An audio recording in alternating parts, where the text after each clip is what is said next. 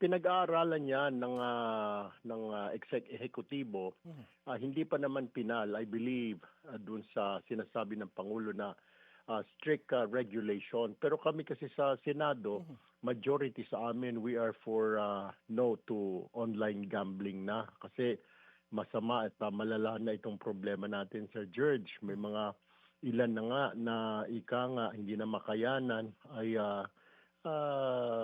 yung they resort to ending their life. So ayun, yung tapos talagang wala na talagang hindi kayang pigilin ng pagcor, talagang malala na itong online gambling addiction. Alright, pero aminado po yung PAGCOR, sir, na malaking bahagi ng kita nila ngayon ay dahil sa online gambling at malaking bahagi daw po ng kitang ito ay napupunta sa universal healthcare. Kasama na yung proyektong zero billing sa mga pasyente ng DOH hospitals. Ano pong masasabi nyo dito?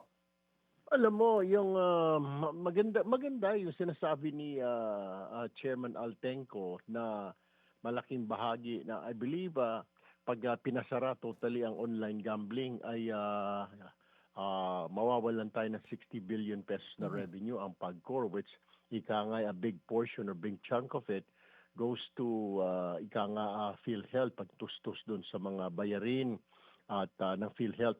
Pero naman, if we really look into it, Sir George, we also have to balance kasi parang it outweighs na yung revenue, revenue na outweigh siya nung Mhm. ikang social ills. Yun, yung mga pamilya nagkakahiwalay, yung mga estudyante hindi na nakapag-aral, yung mga trabahador nasisibak dahil yung kanilang performance sa work bumababa dahil nga sa pagkalulong sa online gambling. Mhm. So, kailangan din tignan. Iyon ang titignan natin sa hearing namin on Thursday.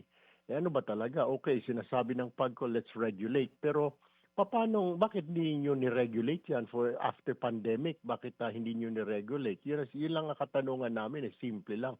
Kung may regulation man, kasi sabihin lang, kasi hindi masyado namin nare-regulate. Why didn't you do that? Diba? Mhm. Ngayon pa lang kayo magre-regulate.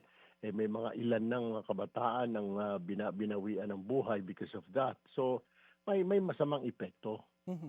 Nababanggit niyo po yung pagbabalanse, ano? Pero po, kung sakali pong ipapatigil itong mga online gambling, may ma-offset po ba natin o may paghuhugutan ho ba tayo ng budget para ipantapal doon sa mawawalang ibinibigay ng ahensya kagaya ng PAGCOR para sa kalusugan ng mga mamamayan?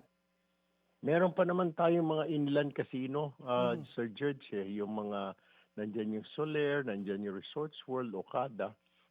They're also revenue generating at saka nandiyan din meron tayong mga PCSO, 'di ba, yung mga lotto.